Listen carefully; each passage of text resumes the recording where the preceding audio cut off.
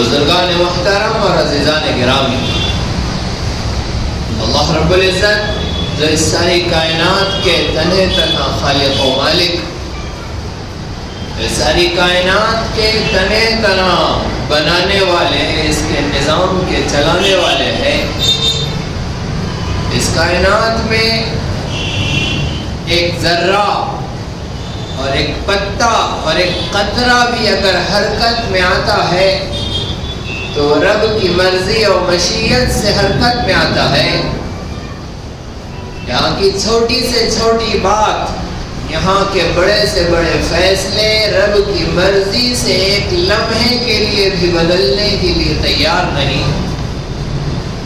رب ذوالجلال نے اس کائنات میں عزت و سرفرازی کا فیصلہ، اس کائنات میں قوموں کی ذلت و خواری کا فیصلہ جس اصول و قانون کی بنیاد پر فرمایا ہے وہ رب ذوالجلال کی طرف سے طے ہے۔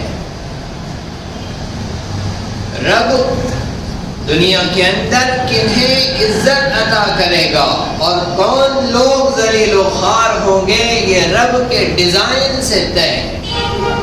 یہ اللہ رب العزت کے اصول اور ضابطے کے ساتھ طے ہے۔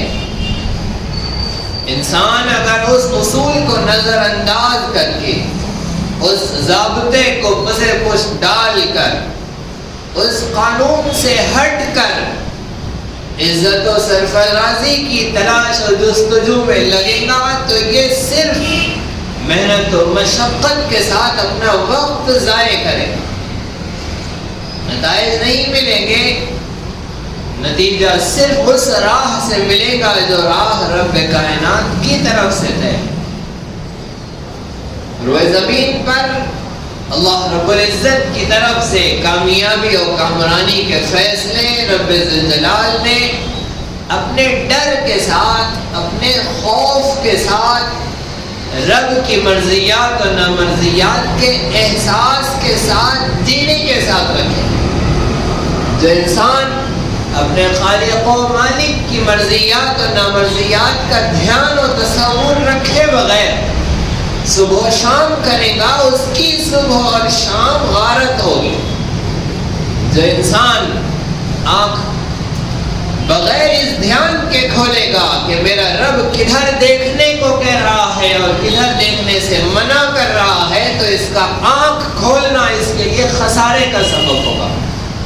جب انسان منہ کھولے گا اور زبان سے کچھ کہے گا لیکن اس نے کہنے میں اس بات کا دھیان اور استعداد نہیں رکھا ہے، وہ علم حاصل نہیں کیا ہے کہ میرا رب اس زبان سے کیا کہنے کی اجازت دیتا ہے اور کیا کہنے سے منع کرتا ہے، تو اس کا زبان کھولنا اس کے لیے نقصان کا سبب ہوگا۔ اس کی آنکھ اس کے لیے ذلت و خواری کا سامان کر رہی ہے، اس کی زبان اس کے لیے تذلیل و تحقیر کا سامان کر رہی ہے۔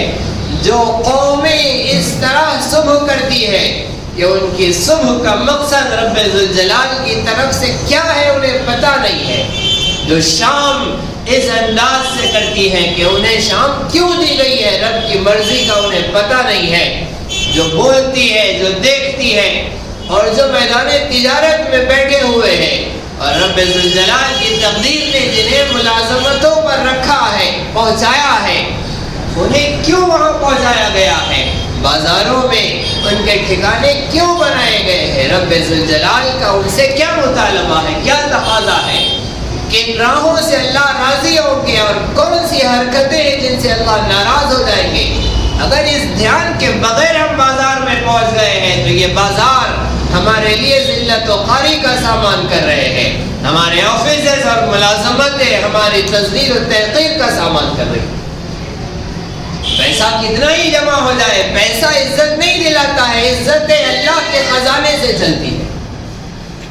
ملک و مال کتنا ہی حاصل ہو جائے، یہ سلطنتیں عزتیں نہیں دلاتی ہے، عزتیں آسمانوں سے چلتی ہے۔ کرسی پر بیٹھ کر بھی کائنات کا ذلیل ترین انسان ہے، وجہ کیا ہے؟ کرسی مل گئی ہے، لیکن تاریخ انسانی میں کسی انسان کو اتنا ذلیل نہیں کیا گیا اور کسی انسان کو اتنا جھوٹا اور بدمعاش نہیں کہا گیا جتنا آج کے کرسی پر بیٹھنے والے کے بارے میں کہا جا رہا ہے۔ پتہ چلا عزتیں اس کرسی سے نہیں ملتی ہے، عزتیں آسمانوں سے چلتی ہیں۔ عزتیں اور سربلندیاں اور سرفرازیاں جس خزانے سے چلتی ہے، رب نے وہ اپنی قدرت میں رکھے ہیں۔ اسباب اور سامان اور وسائل کی کثرت، دنیا والے اس کی بنیاد پر سلام تو کر لیں گے، لیکن آپ کے پیچھے وہ آپ کے حق میں گالیاں بک رہے ہوں گے، ان کے دل آپ کو لعنت ملامت کر رہے ہوں گے۔ یہ پیسے اور کرسی اور عہدے کی فراوانیاں یہ عزت و سربلندی کا سامان نہیں ہے۔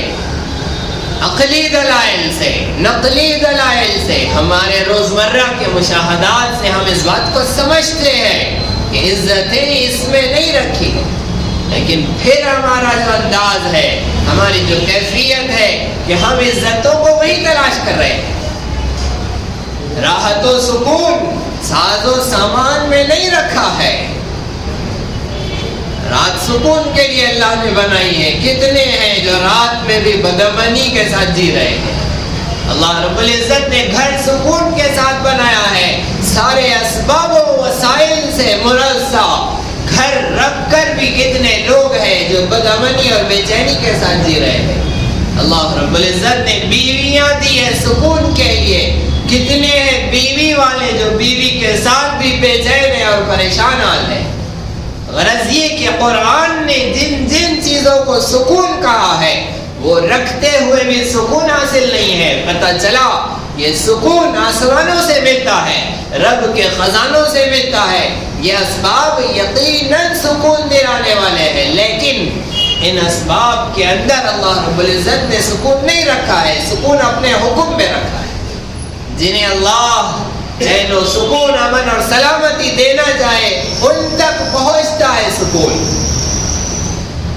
پھر چاہے ان کے پاس اسباب ہو، وسائل ہو یا نہ ہو۔ کتنے ہم نے فٹ پاتھ پر دیکھے ہیں جو ایسے چین و سکون سے سو رہے ہیں کہ نرم نرم بستروں والوں کو وہ سکون زمانوں سے نہیں ملا جسے وہ ترس رہے ہیں۔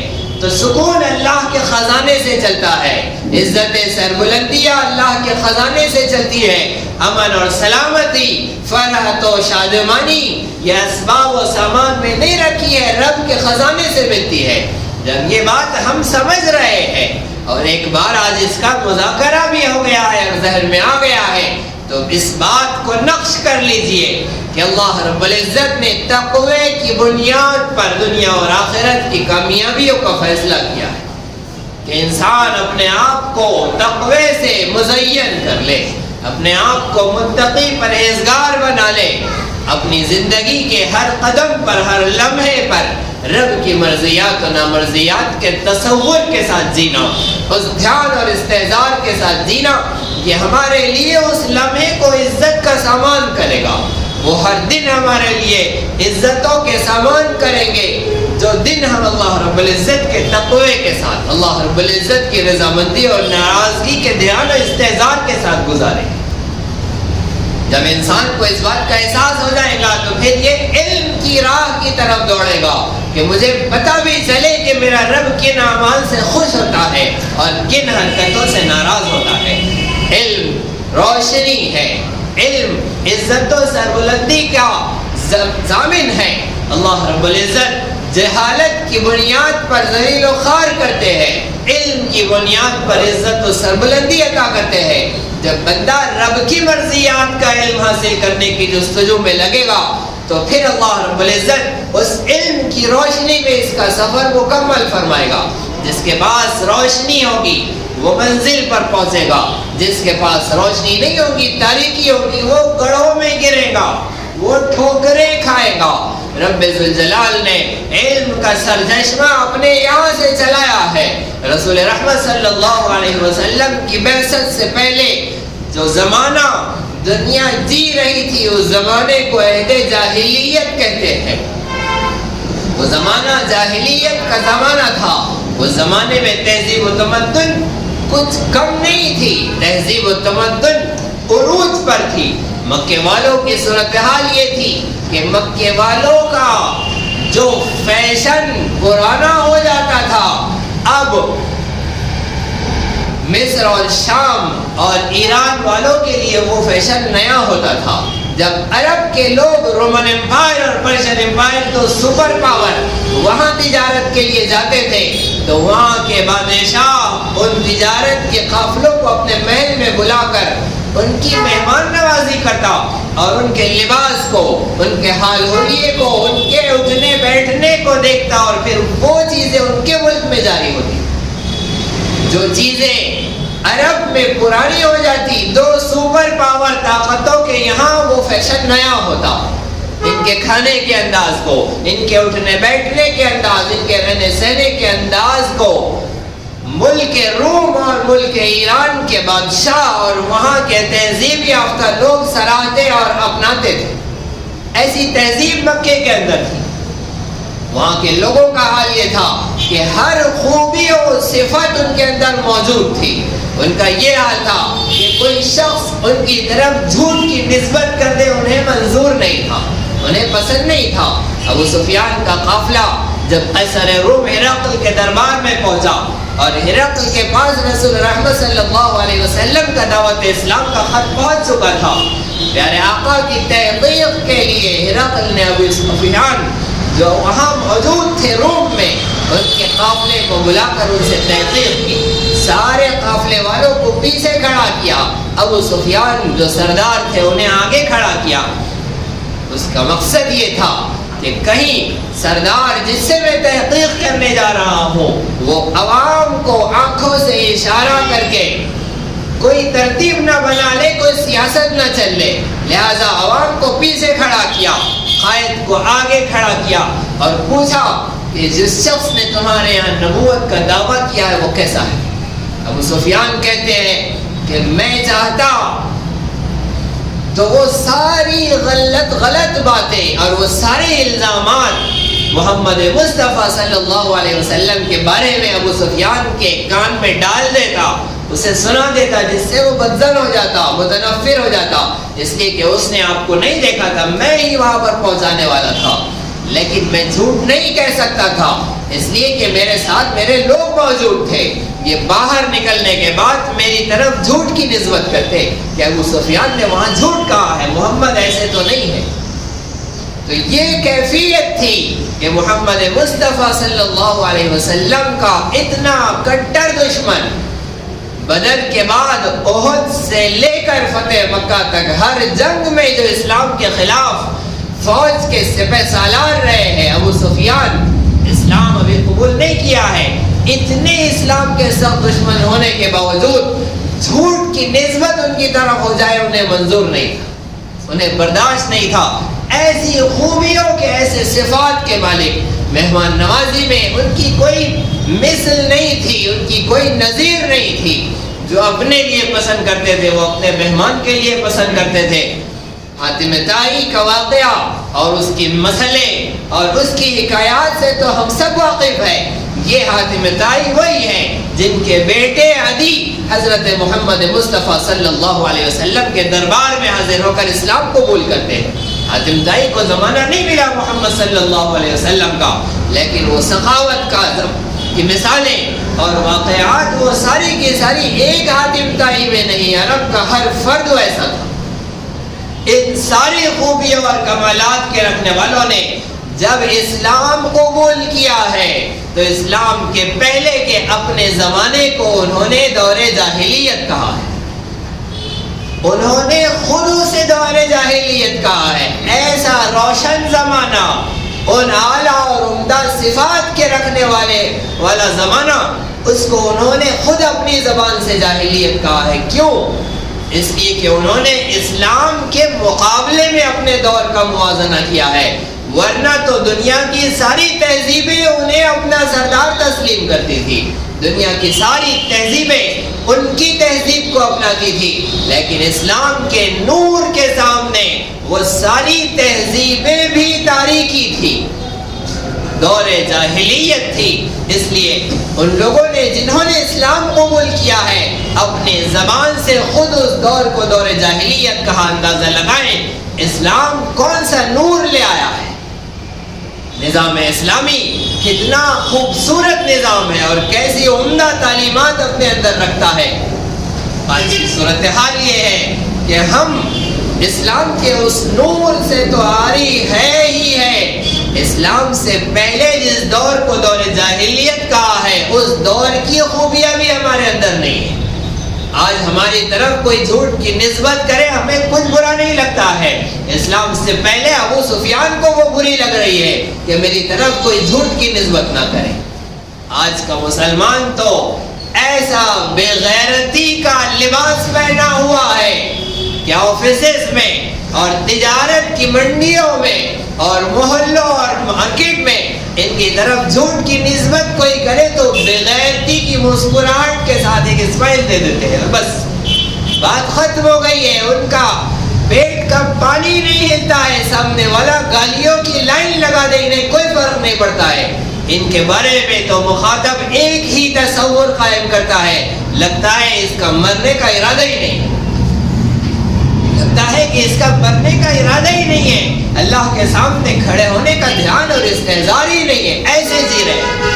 پھر مصلوں پر اور مسجدوں میں پہلی صفوں میں بھی شامل ہو جائیں گے، پھر چہرے پر داڑیاں اور کرتے اور ٹوپیاں بھی سجا لیں گے، پھر تنظیموں اور تحریکوں کے اندر اور جماعتوں اور ٹولوں اور فرقوں کے اندر اپنے نام بھی سر فہرست درج کروا لیں گے، سارے اپنے چور دروازوں پر پردے ڈالنے کے لیے، اپنی مکاریوں کو چھپانے کے لیے، اپنے دھوکے بازیوں کے سارے کاروبار کو، اپنے پورے بلیک منی کو وائٹ کرنے کے لیے انہوں نے مذہب کے چولے پہن رکھے ہیں۔ زمانے جاہلیت جن سے شرمائے، آج کا مسلمان ان عادتوں کو اپنے اندر رکھتا ہے۔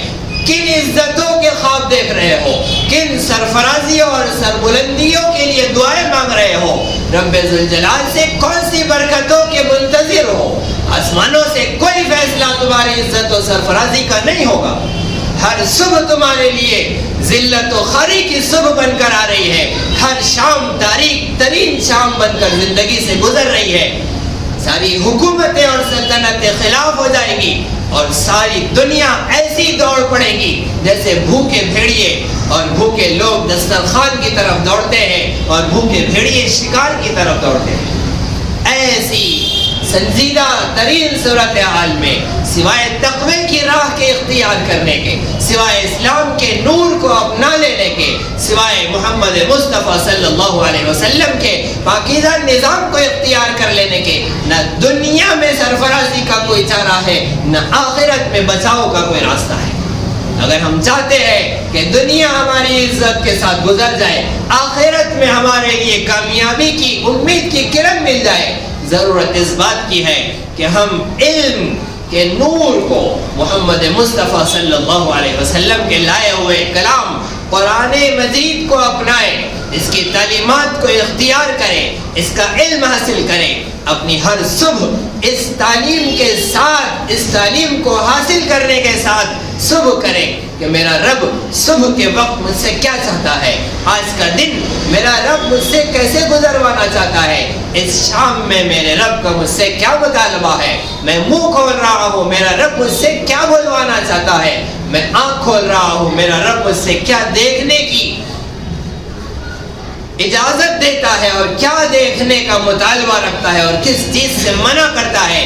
ہمارا ہر لمحہ اگر اس دھیان اور استحضار کے ساتھ گزر رہا ہے کہ اپنے رب کی محبت کے ساتھ، اپنے رب کے تعلق کے ساتھ ہم اپنا ہر لمحہ گزارے، جیسے ایک عاشق ہوتا ہے جو اپنے معشوق کے مرضیات اور نامرضیات کی واقفیت کا انتظار نہیں کرتا ہے کہ محبوب بولے تو مجھے پتا چلے، وہ اس کی منشا و مراد کو سمجھتا ہے، وہ ہر لمحہ اس انداز سے گزارتا ہے کہ کہیں میرا محبوب مجھ سے ناراض نہ ہو رہا ہو، میں اپنے امتحان عشق میں کہیں ناکام نہ ہو جاؤں۔ عاشق کے لیے سب سے بڑا خسارہ یہی ہوتا ہے کہ اس کی محبت اس سے دور جا رہی ہو۔ رب ذوالجلال جو ہمارے محبوب حقیقی ہے، رب ذوالجلال جو ہمارے معشوق حقیقی ہے، جن سے محبت اور عشق کا ہمیں حکم دیا گیا ہے، اگر ہمارے رب ہم سے ناراض ہو رہے ہو، ہمارے رب ہماری حرکتوں کو ناپسند کر رہے ہو، ہماری صبح اور ہماری شام رب کی نامرضیات کا سبب بن رہی ہو، رب کے غصے اور غضب کا سبب بن رہی ہو، اور وہاں سے ہونے والے فیصلے ہماری ذلت و خواری کے ہو رہے ہو، تو ایک عاشق کے لیے، ایک ایمان کا دعویٰ کرنے والے کے لیے اس سے بڑے خسارے اور نقصان کی کوئی بات نہیں ہوگی۔ دنیا تو ہماری ہے ہی نہیں، اسباب و سامان میں ہم ویسے بھی باطل سے پیچھے ہیں، تعلیم و ترقی میں ہم ویسے بھی باطل سے پیچھے ہیں، مال اور حکومت میں ویسے بھی ہم باطل سے پیچھے ہیں۔ ایک چیز تھی جس سے ہم ان سے آگے نکل سکتے کہ اللہ ہمارے ساتھ ہے۔ اگر اللہ بھی ہمارے ساتھ نہیں ہوا تو پھر ہم کہاں کے رہیں گے؟ ہم کہیں کے نہیں رہ جائیں گے۔ ضروری ہے کہ ہم اللہ کو اپنے ساتھ لے لیں، اس خالق و مالک کو جس کے خزانے سے عزتیں چلتی ہے، جس کے خزانے سے فرحت و شادمانی اور چین و سکون اور امن و سلامتی چلتی ہے۔ اللہ رب العزت ہم سب کو صحیح سمجھ عطا فرمائے، عمل کی توفیق عطا فرمائے۔ اسی طرح دینی، علمی، اصلاحی اور تاریخی دروس و بیانات سے استفادے کے لیے آپ کے اس چینل کو لائک، شیئر اور سبسکرائب کریں۔ یہ نغمہ حور جنت ہے، یہ ساز تم کو